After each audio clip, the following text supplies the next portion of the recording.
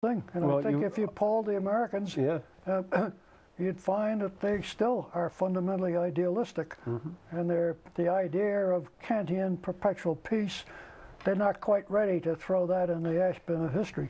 Do you have a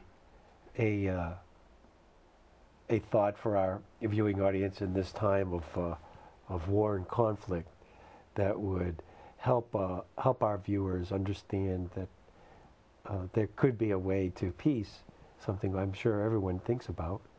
What would that be, Ray? How would people listen to our talks and reflect back on them and say, how can we find peace through this? It seems rather obtuse at the surface.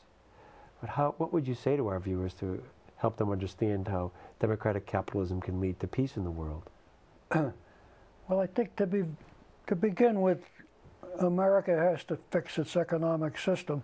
And in my book, I talk about three things.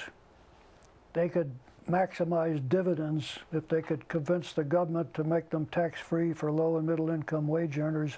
That would be fantastic. They have to stop the speculation with borrowed money and asset inflation that hasn't been touched. And the thing that I said the money managers could do tomorrow morning, they could start measuring and holding companies accountable on a 3-year running average of sales growth, profit, and cash flow. Now, the cash flow, getting into that sounds like we're getting close to the glazed eye look on some people's part, but if Enron had followed that protocol, most of the damage would have been avoided because you can't fake cash flow. So those are the specific things. But I think if we had that and the wealth was being widely distributed as it should be. Do you mean distributed or widely available to be earned? Distributed in the sense of dividends going to the wage earner instead of wasting it on stock buybacks, to be I noticed in your book specific. you even quoted Confucius.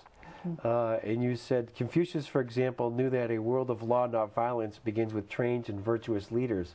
It wasn't the problem at Enron, for example, because wasn't that a leadership issue, really, fundamentally? And thus concurs with your Confucius quote? But it was easy credit allowed by the government. So you're going to the root cause, therefore, for the Enrons. Easy credit. Easy credit. Some homeowners watching today may be participating in that easy credit with what we call subprime loans, getting a loan that they were shocked to see they could qualify for. We all know that feeling that must come when somebody grants you a financial wish that perhaps you feel you're not entitled to. And now they're having trouble with these, what we call them, flexible mortgages.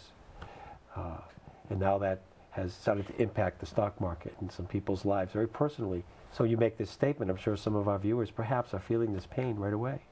Well, the idea of democratizing credit is wonderful, but this was another exercise in ultra-capitalism. The banks made the most seductive offers with no payment for a year, while they're getting the hook into the poorest people with floating rate interest.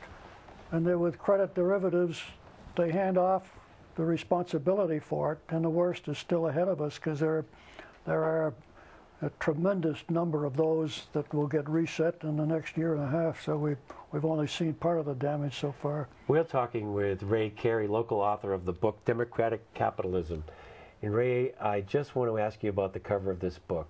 There's a marvelous photograph here of a young child playing with some roses. And you were telling me at the break a story about this. Well, that's my grandson, Kelly, taken by his other grandfather, a very nice man who unfortunately is not with us any longer. And I use it for symbolism, in a sense, hope for the future. But his mother, my daughter Lisa, said, no, that's not what he's really doing. He's trying to decide whether he can eat the tulips. But speaking, if you don't mind, speaking of my daughter, she was very prominent on television. She was Mrs. Edwards' doctor, so she... Now, Mrs. Edwards, who's this Mrs. Edwards? Senator Edwards. Edwards' wife. Yes. Well, you must have been very proud of her to hear that. Yes, as well as my other daughter, Sheila, and my son, Michael. And you have a son, We don't have Sheila. time for family stories. Right? Well, we want to say hello to Sheila and Michael. I'm sure they're all very proud of their dad, as we are.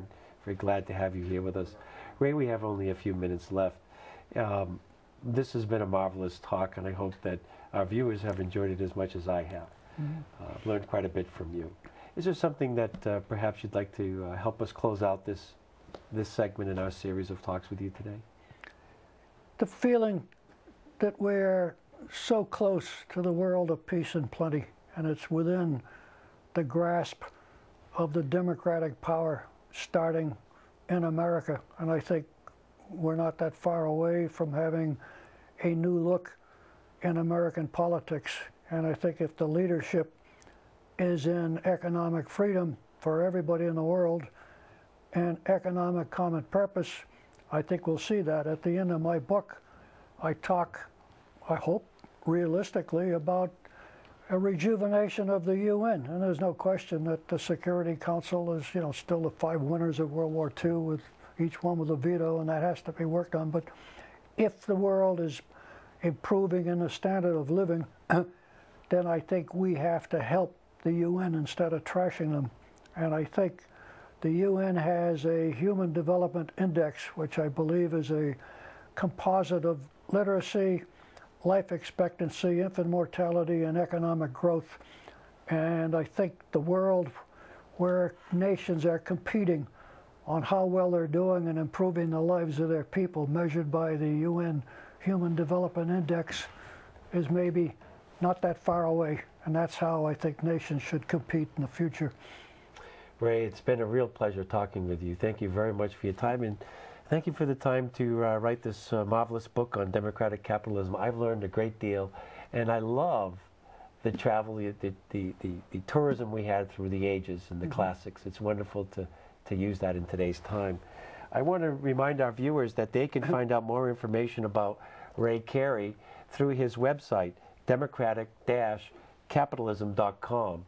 And, or you can write Ray directly at his AOL address, careydcntr@aol.com. Or I'm sure you could contact Mount Wachusett Community College Public Affairs, and we can get you in touch with Ray.